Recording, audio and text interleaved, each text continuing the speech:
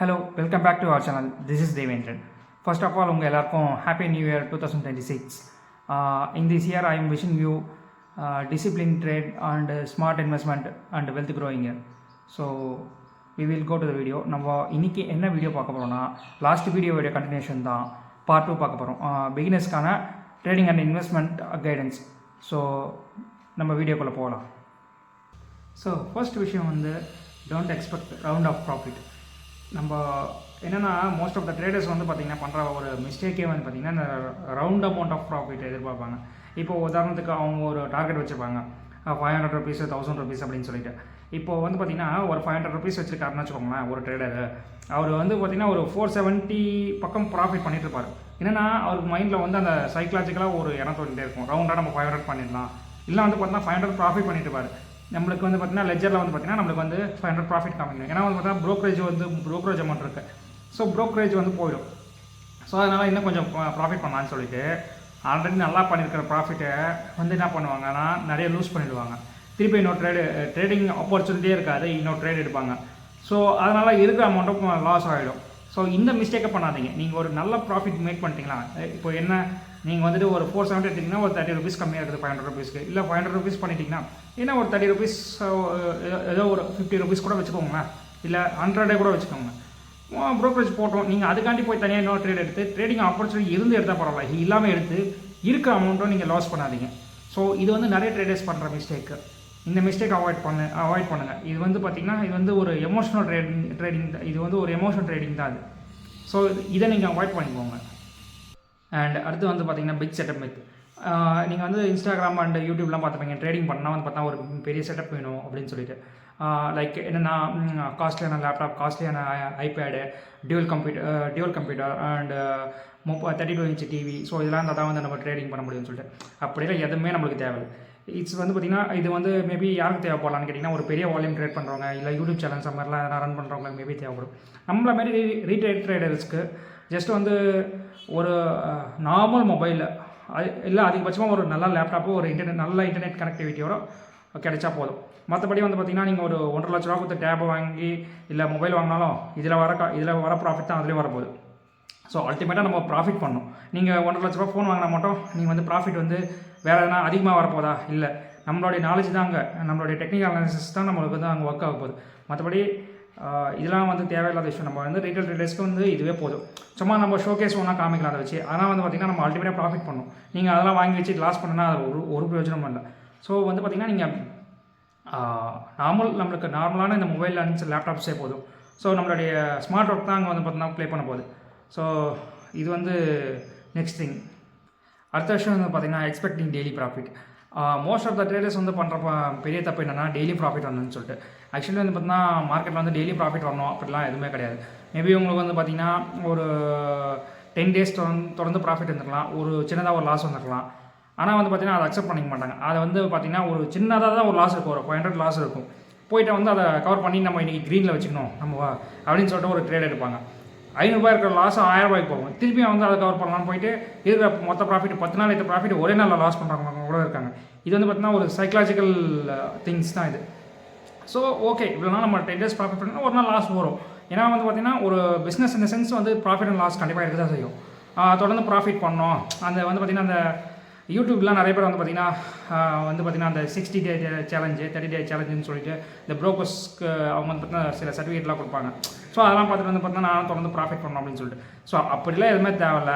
நீங்கள் வந்து ஒரு மாதம் ஃபுல்லாக ட்ரேட் பண்ணுறீங்கன்னா வச்சுக்கோங்களேன், 20 நாள் ட்ரேட் பண்ணுறீங்கன்னா 10 நாள் ப்ராஃபிட் பண்ணுங்கள், 10 நாள் லாஸ் 50-50 இருக்கும். அல்டிமேட்டாக நீங்கள் ப்ராஃபிட் அதிகமாக பண்ணியிருக்கீங்கன்னா அதுதான் அங்கே.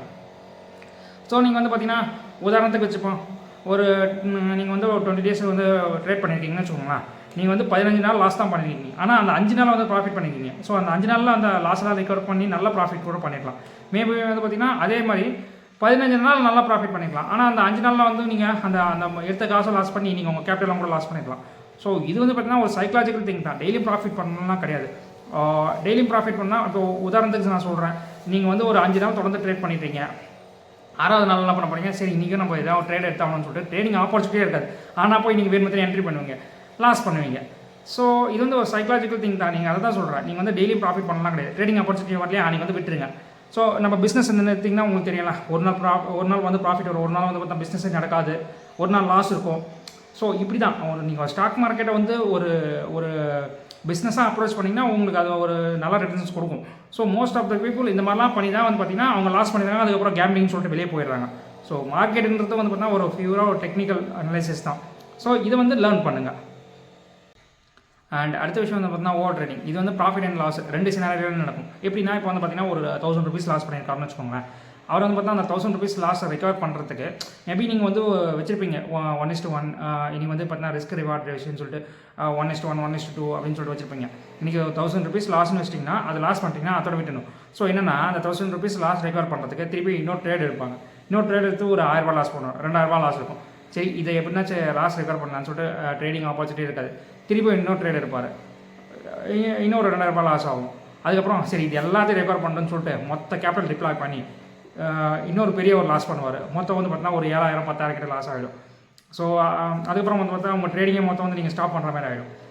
அதேமாதிரி ப்ராஃபிட் சினாரியோவில் பார்த்தீங்கன்னா ஒரு 3000 ப்ராஃபிட் பண்ணியிருக்கீங்க. ஸோ ஆனால் வந்து பார்த்தீங்கன்னா திருப்பி மார்க்கெட் நல்ல ஒரு ஆப்பர்ச்சுனிட்டி கொடுக்குதுன்னு சொல்லிட்டு என்ன பண்ணீங்க, நீங்கள் இன்னொரு ட்ரேட் எடுக்கிறீங்க, ஒரு 1000 ரூபாய் லாஸ் பண்ணுறீங்க. சரி பரவாயில்லன்னு சொல்லிட்டு 2000 இருக்குதா, அதோட க்ளோஸ் பண்ண மாட்டாங்க. ஐயோ முதலே வந்து 3000 ரூபாய் ப்ராஃபிட் இருந்துச்சு, சரி திருப்பி அதே அமௌண்ட்டுக்கு எத்தனை விடலான்னு சொல்லிட்டு இருக்கிற 2000 ரூபாய் லாஸ் பண்ணுவார். அதுக்கப்புறம் அச்சோ இது எல்லாமே வந்து லாஸ் ஆகி போச்சு, சரி அட்லீஸ்ட் வந்து இன்றைக்கி வந்து ப்ரோக்கரேஜ்லாம் கவர் பண்ணணும்னு சொல்லிட்டு இன்னொரு ட்ரேட் எடுப்பார், இன்னொரு 2000 ரூபாய் லாஸ் ஆகும். இது வந்து பார்த்திங்கன்னா இப்போ பாருங்கள் ப்ராஃபிட் அண்ட் லாஸ் 2 சினாரியோவிலும் இது நடக்குது. ஸோ நீங்கள் வந்து பார்த்தீங்கன்னா ஓகே இன்றைக்கி ஸ்டாப் லாஸ் அடிச்சிச்சா, இன்றைக்கி வந்து லாஸா 1000 ரூபாய் லாஸா, அதோட விட்டுருங்க, நாளைக்கு பண்ணிக்கலாம். அதுமாதிரி ஒரு 3000 ரூபாய் நல்லா டீசெண்டாக ப்ராஃபிட் பண்ணிட்டீங்களா, சரி ஓகே சரி இன்னும் ஒரு ட்ரேடிங் ஆப்பர்ச்சுனிட்டி இருக்குதுன்னு சொல்லிட்டு இன்னொரு ட்ரேட் எடுக்கிறீங்க நீங்கள். சரி அதில் வந்து ப்ராஃபிட் இருந்தால் ஓகே, லாஸ் வந்துச்சுன்னா சரி 2000 ப்ராஃபிட்டில் இருக்குதுல்ல அதை விட்டுருங்க, சரி அந்த பணமும் போச்சுன்னா சரி ஓகே விட்டுருங்க, அந்த ப்ரோக்கரேஜ் எடுக்கணும்னு சொல்லிட்டு போகிறீங்க. ஸோ இந்த மாதிரி பண்ணி நீங்கள் ஓவர் ட்ரேடிங் பண்ணி என்ன பண்ணுறீங்க, இருக்கிற காசும் லாஸ் பண்ணுறீங்க. இது வந்து லாஸ்லேயும் நடக்குது, ப்ராஃபிட்லேயும் நடக்குது. ஆனால் நான் சொல்கிறேன் லாஸா ஓகே 1000 rupees லாஸா அதோட விட்டுருங்க, நாளைக்கு பார்த்துக்கலாம். அதுமாதிரி வந்து ப்ராஃபிட்டா ஓகே முடிஞ்சால் இன்னொரு ஆப்பர்ச்சுனிட்டி தான் எடுங்க, இல்லை லாஸ் ஆகிடுச்சா அந்த 2000 ப்ராஃபிட் இருக்குதா அதோட நிறுத்திங்க. அவ்வளோதான். திருப்பி ஓவர் ட்ரேடிங் பண்ணி என்ன பண்ணுறீங்க, உங்களுடைய சைக்காலஜி நீங்கள் லாஸ் பண்ணுறீங்க. ஸோ இது வந்து பார்த்தீங்கன்னா நீங்கள் வந்து இதனால் வந்து நிறைய லாஸ் பண்ணுறதுக்கான நிறைய பாசிபிலிட்டிஸ் இருக்குது. ஸோ இந்த விஷயத்த நீங்கள் தெரிஞ்சுக்கோங்க. இது தெரிஞ்சுக்கிட்டு கொஞ்சம் வந்து பார்த்திங்கன்னா ப்ரெசர்வாக நீங்கள் ட்ரேட் பண்ணுங்கள். ஃபைனலாக நீங்கள் ட்ரேடிங்கில் வந்து நீங்கள் ஜெயிக்கணும்னா நீங்கள் வந்து பார்த்திங்கன்னா டிசிப்ளின் கண்டிப்பாக அவசியங்க. நீங்கள் வந்து பார்த்திங்கன்னா நல்ல ஒரு ட்ரேடிங் மைண்ட் செட் இருக்கணும். அண்ட் வந்து பார்த்தா ஃபஸ்ட்டு லேர்ன் பண்ணுங்கள், மார்க்கெட்னா என்ன லேர்ன் பண்ணுங்கள். நீங்கள் எதுவுமே தெரியாமல் போய் நீங்கள் வந்துட்டு வந்து நீங்கள் இன்வெஸ்ட்மெண்ட் பண்ணி லாஸ் பண்ணிட்டு இது வந்து ஸ்கேமு, இது வந்து ஏமாத்து வேலை, இது வந்து கேம்பிளிங் சொல்கிறதுல எந்த ஒரு பிரயோஜனமும் இல்லை. நீங்கள் வந்து பார்த்திங்கன்னா ஃபஸ்ட்டு வந்து லேர்ன் பண்ணுங்கள். ஃபண்டமெண்டல் அனாலிசிஸ் இருக்குது, டெக்னிக்கல் அனாலிசிஸ், சென்டிமெண்டல் அனாலிசிஸ் இருக்குது, சைக்காலஜிக்கல் அண்ட் எமோஷனல் கண்ட்ரோல் இருக்குது. நீங்கள் என்ன தான் டெக்னிக்கல் அனாலிசிஸ் ஃபண்டமெண்டல் அனாலிசிஸ் தெரிஞ்சிருந்தாலுமே மார்க்கெட் பார்த்தா சைக்காலஜிக்கல் அண்ட் எமோஷனல் கண்ட்ரோலும் ரொம்ப முக்கியம். ஸோ நீங்கள் வந்து அதெல்லாம் லேர்ன் பண்ணுங்கள். லேர்ன் பண்ணிட்டு ஒரு நல்ல மைண்ட் செட்டோட நீங்கள் வந்து பார்த்திங்கன்னா டிசிப்ளினாக நீங்கள் ட்ரேட் பண்ணிங்கன்னா கண்டிப்பாக நீங்கள் வந்து இதில் வந்து சக்ஸஸ் பண்ண முடியும். எவ்வளோ ப்ரொஃபஷனல் ட்ரேடர்ஸ் சக்ஸஸ்ஃபுல் ட்ரேடராக இன்றைக்கி இருக்காங்க. ஸோ நீங்கள் வந்து மஸ்ட்டு லேர்ன் பண்ணுங்கள். லேர்ன் பண்ணிட்டு நீங்கள் ட்ரேட் பண்ணுங்கள் அண்ட் இன்வெஸ்ட்மெண்ட் பண்ணுங்கள். கண்டிப்பாக நீங்களும் இதில் சக்ஸஸ்ஃபுல் ஆக முடியும். ஸோ தேங்க்யூ ஃபார் வாட்சிங் திஸ் வீடியோ. அடுத்த வீடியோவில் நம்ம வந்து வேறு ஒரு டாப்பிக்கோடு பார்க்கலாம். Thank you so much.